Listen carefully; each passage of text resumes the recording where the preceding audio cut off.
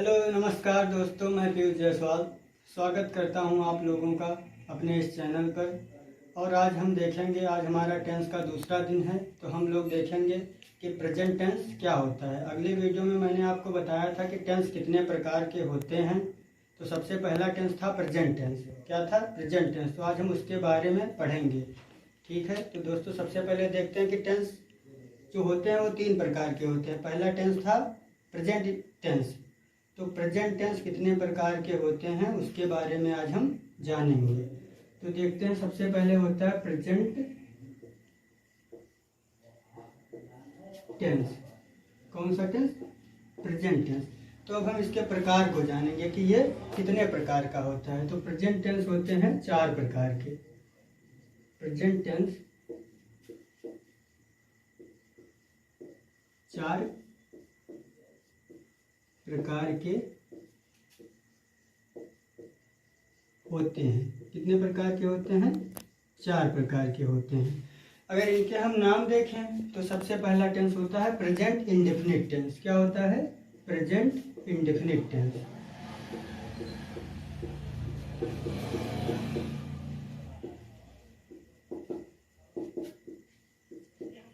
Present indefinite tense. और दूसरा होता है हमारा प्रेजेंट कॉन्टिन्यूअस टेंस। दूसरा क्या होता है?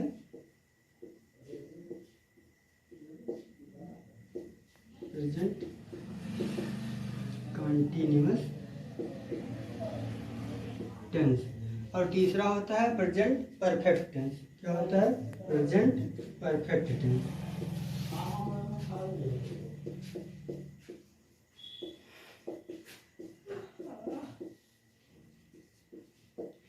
और चौथा होता है present perfect continuous tense. Present perfect continuous tense. तो सबसे पहला टेंस प्रेजेंट टेंस, जो कि होता है 4 प्रकार का। कितने प्रकार का होता है? 4 प्रकार का। सबसे पहला प्रेजेंट इंडेफिनिट टेंस, दूसरा प्रेजेंट कॉन्टिन्यूअस टेंस, तीसरा प्रेजेंट परफेक्ट टेंस और चौथा परफेक्ट कॉन्टिन्यूअस टेंस। तो सबसे पहले हम इसके प्रकार में से पहला देखेंगे, कौन सा है? Present indefinite tense. तो सबसे पहले हम इसके बारे में जानेंगे। तो सबसे पहला हमारा टेंस है प्रेजेंट इंडेफिनिट टेंस। कौन सा टेंस है? Present indefinite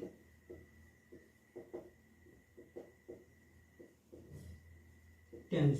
present indefinite tense क्या है दोस्तों? Present indefinite tense. तो सबसे पहले हम इसके बारे में जानेंगे ये होता क्या है, इसको हम कैसे पहचानेंगे कि ये प्रेजेंट इंडेफिनिट टेंस है। ठीक है, तो सबसे पहले हम क्या लिखेंगे? पहचान। इसे हम कैसे पहचानते हैं? कैसे पहचानते हैं? तो इसका पहचान होता है जिन वाक्यों के अंत में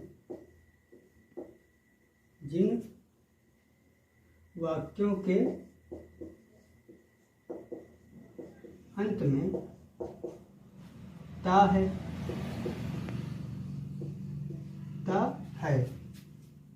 ती है,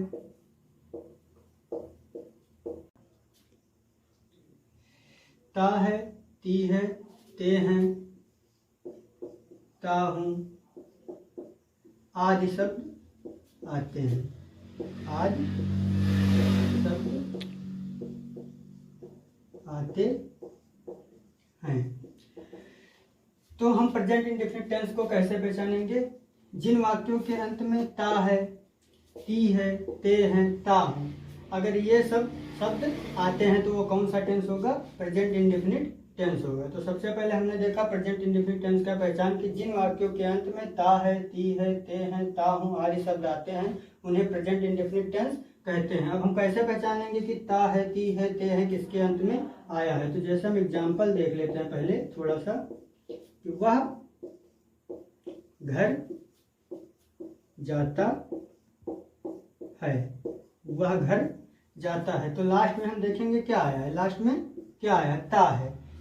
यही हम लिखा है अभी, जिन वाक्यों के अंत में ता है, ती है, ते हैं, ता हूँ आदि शब्द आते हैं, तो इसके अंत में क्या आया, ता है, अर्थात ये प्रेजेंट इंडेफिनिट टेंस है। तो सबसे पहले हम देखेंगे कि इसे बनाते कैसे हैं। इसे बनाने के लिए पहले हम देखेंगे कि कैसे इसे बनाएंगे, किस तरह के किस सेंटेंस में ये आएगा। तो सबसे पहले हम पढ़ेंगे इसका अफर्मेटिव सेंटेंस। कौन सा सेंटेंस, अफर्मेटिव सेंटेंस। इसे बनाने के लिए हम अफर्मेटिव सेंटेंस पहले पढ़ेंगे। अफर्मेटिव सेंटेंस की हिंदी क्या होती है? अफर्मेटिव सेंटेंस की हिंदी होती है सकारात्मक वाक्य। सकारात्मक वाक्य। इस सकारात्मक को हम स्वीकारात्मक भी कहते हैं, स्वीकारात्मक भी कहते हैं, स्वीकारात्मक या सकारात्मक वाक्य। तो प्रेजेंट इंडेफिनिट टेंस में सबसे पहला सेंटेंस हम अफर्मेटिव सेंटेंस, सकारात्मक वाक्य। ठीक है दोस्तों, तो सबसे पहले हम प्रेजेंट इंडेफिनिट टेंस का कौन सा सेंटेंस देखेंगे, अफर्मेटिव सेंटेंस। अब ये अफर्मेटिव सेंटेंस क्या होता है? अफर्मेटिव सेंटेंस अर्थात सकारात्मक वाक्य या स्वीकारात्मक वाक्य, जिसमें हम किसी भी कार्य को स्वीकार करते हैं, वही सकारात्मक वाक्य होता है। जैसे अब हम प्रेजेंट इंडेफिनिट टेंस का अफर्मेटिव कैसे बनाएंगे? तो सबसे पहले हम लिखेंगे कि प्रेजेंट इंडेफिनिट टेंस का अफर्मेटिव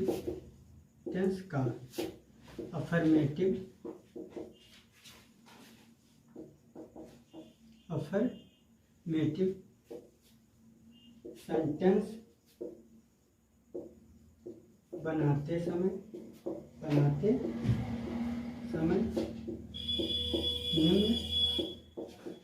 नियमों का पालन करते हैं। अफर्मेटिव सेंटेंस बनाते समय निम्न नियमों का पालन करते हैं। तो नियम कौन से हैं वो भी हम आज ही देख लेते हैं। तो नियम अर्थात रूल या नियम। नंबर 1, नियम नंबर 1। अब नियम नंबर 1 क्या है? नियम नंबर 1 हमारा है कि एक वचनकर्ता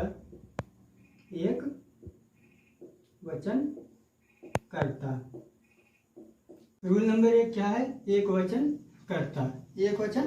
अब इसमें आता है कर्ता। कर्ता क्या होता है? सबसे पहले हम कर्ता देखेंगे। कर्ता क्या होता है? वाक्य में जो कोई कुछ करता है, उसे हम कर्ता कहते हैं। जैसे अभी हमने एक सेंटेंस लिखा था कि वह घर जाता है, तो घर कौन जाता है? वह घर जाता है। तो उस वाक्य में कर्ता कौन था? वह था। ठीक है, तो कर्ता ये होता है जो कुछ करे वही कर्ता होता है। तो एक वचन कर्ता में क्या क्या आता है? ही अर्थात वह, सी इसका मतलब भी वह होता है स्त्री के लिए, इट और राम सीता किसी का नाम, राम सीता ईटी सी किसी का भी नाम, चाहे जिसका नाम हो वो एक वचन में ही आएगा। तो एक वचन करता ही, सी, इट, राम सीता किसी के नाम के साथ क्रिया की पहली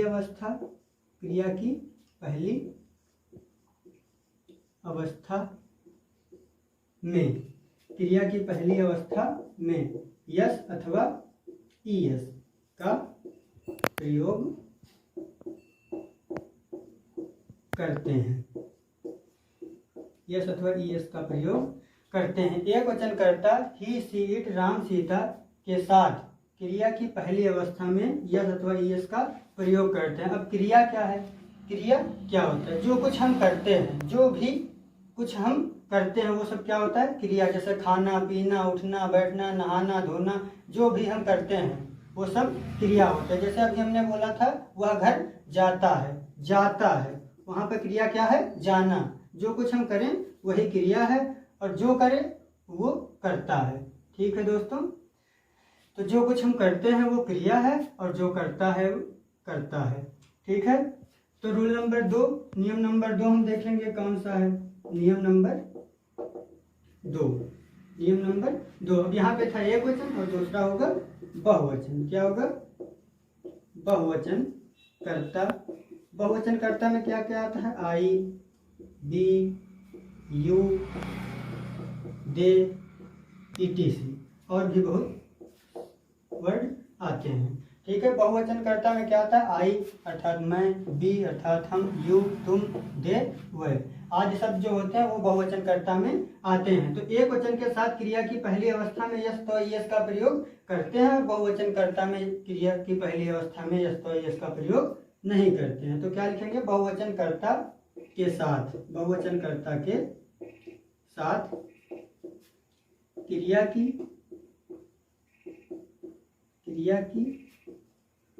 पहली अवस्था में, क्रिया की पहली अवस्था में यस अथवा ईएस का प्रयोग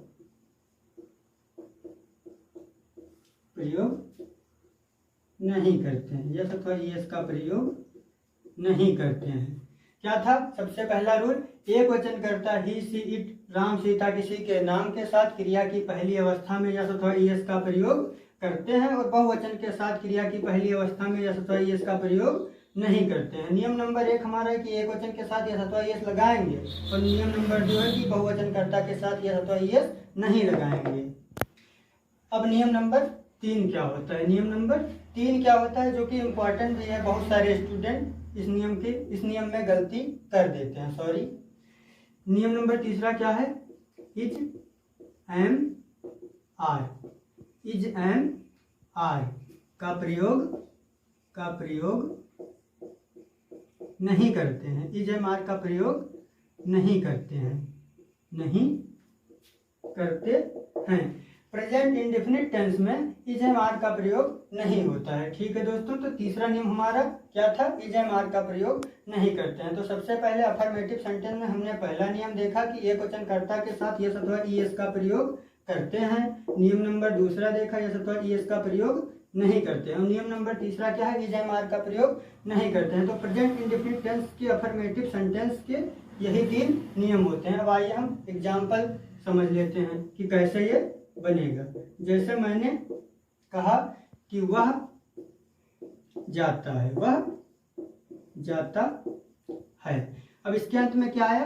ता है, ता है आया। तो सबसे पहले मैंने पहचान में यही लिखा है कि जिन वाक्यों के अंत में ता है, ती है, ते हैं आते हैं वो प्रेजेंट इंडेफिनिट टेंस होते हैं। तो इसके अंत में ता है आया तो ये कौन सा टेंस है?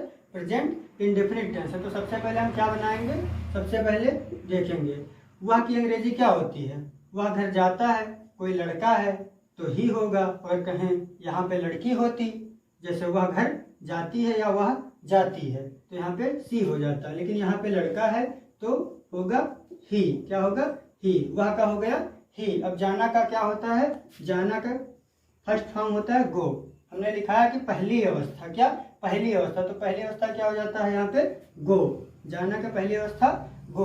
और पहले नियम में मैंने लिखा था अभी कि एक वचन कर्ता के साथ क्रिया की पहली अवस्था में यस अथवा ईएस का प्रयोग करते हैं। तो ही एक वचन है तो इसमें ईएस या यस का प्रयोग हो जाएगा, ईएस या यस का प्रयोग हो जाएगा। तो मैंने क्रिया की पहली अवस्था में ईएस का प्रयोग कर दिया। तो वह का अंग्रेजी हुआ ही, जाना का गो, और क्रिया की पहली अवस्था में ईएस लगा दिया तो क्या बन गया?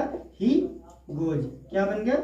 ही गोज, अर्थात वह जाता है, वह जाता है। अंत में ता है आया तो प्रेजेंट टेंस है, प्रेजेंट इंडेफिनिट टेंस है, सॉरी प्रेजेंट इंडेफिनिट टेंस है। तो हमने एक वचन के साथ यस अथवा ईएस लगा दिया। अगर यहीं पे बहुवचन होता तो यस अथवा ईएस नहीं लगाते। तो इसका क्या बन गया? वह घर, वह जाता है, अर्थात ही गोज। वचन तो हमने लिखा ही, जाना का गो, एक वचन के साथ यस अथवा ईएस का हमने प्रयोग कर दिया। हो गया वह जाता है का इंग्लिश हो गया ही गोज। क्या हो गया? He goes. अब तो ये था एक वचन। अब हम देखते हैं बहुवचन का। किसका? बहुवचन का। जैसे लिखा मैं खेलता हूँ, मैं खेलता हूँ। अब देखो इसके अंत में क्या आया है? ता हूँ। क्या आया? ता हूँ, अर्थात ये भी प्रेजेंट इंडेफिनिट टेंस है। तो सबसे पहले मैं की अंग्रेजी आई, मैं की अंग्रेजी आई। अब खेलना का क्या होता है? प्ले। और दूसरा नियम हमने क्या लिखा था कि बहुवचन कर्ता आई, बी, यू, दे के साथ यस अथवा यस का प्रयोग नहीं करते हैं। तो इसमें आई आया है तो यहाँ पर यस अथवा यस का प्रयोग नहीं करेंगे क्योंकि यह बहुवचन है। बहुवचन में यस अथवा यस का प्रयोग नहीं करेंगे। तो ये मैं खेलता हूँ बस आई प्ले बन गया। ठीक है, एक और देख लेते हैं हम। जैसे हम घर जाते हैं, हम घर जाते हैं, हम घर जाते हैं। तो हम की अंग्रेजी क्या होती है? बी। ठीक है, बी। इसे लिखने के बाद हम पीछे से देखेंगे, पीछे से ही लगभग 10 सारे सब्जेक्ट को लिखने के बाद सारे सेंटेंस पीछे से बनते हैं, सारे सेंटेंस पीछे से बनते हैं। तो अंत में ते है आया है तो प्रेजेंट इंडेफिनिट है। तो हम का लिखे हम बी। फिर पीछे क्या आता है? जाना। क्या आता है? जाना। तो क्या लिखेंगे? गो। क्या लिखेंगे? गो। अब यहाँ पे अगर ये एक वचन होता, कर्ता एक वचन होता तो क्रिया में यस अथवा यस लगा देते, लेकिन ये बहुवचन है तो यस अथवा यस का प्रयोग नहीं करेंगे। तो हम का हो गया बी, पीछे से जाना का हो गया गो। और कहीं जाते हैं अर्थात हम अगर गतिशील होते हैं और उसमें ऑब्जेक्ट होता है तो वहां पे हम लगा देते हैं क्रिया के बाद टू लगा देते हैं। क्या लगा देते हैं? टू लगा देते हैं। तो हम का हो गया बी, पीछे से जाना का हो गया गो। और हम कहाँ जा रहे हैं? घर जा रहे हैं अर्थात गतिशील हैं तो क्या लगा दिए? टू। और घर का क्या होता है? होम। घर का होम। तो हम घर जाते हैं, बी गो टू होम। तो दोस्तों मैंने आज पढ़ाया आप लोगों को प्रेजेंट इंडेफिनिट टेंस का पहचान बताया और बताया उसका अफर्मेटिव सेंटेंस कि अफर्मेटिव सेंटेंस कैसे बनते हैं। तो आज की क्लास हम यहीं तक रखेंगे, फिर अगले दिन। तो अगर आपको क्लास पसंद आई हो तो लाइक, कमेंट और सब्सक्राइब करना ना भूलें। धन्यवाद।